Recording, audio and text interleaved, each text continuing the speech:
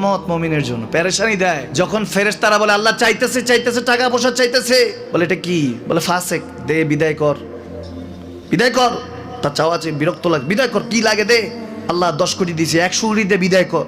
মুমিন যখন চাইতে থাকে আল্লাহ আমাকে কিছু লাগবে, যখন একটু করে চায় আমার মাটাকে সুস্থ করে দাও, বাবাটাকে আল্লাহ আমার স্ত্রীকে আমার আমাকে একটু তৌফিক দাও, চাইতে থাকে মুমিন। আল্লাহ বলে যখন ফেরেশতারা দেখে মুমিন চাচ্ছে, দেরি করতে পারে না, তাড়াতাড়ি খাজানা নিয়ে দিতে নেবে, আল্লাহ বলে রাখোস না, এত তাড়াহুড়া কিসে, তার চাওয়ার মধ্যে তো প্রেম আছে, একটু চাইতে দেস না।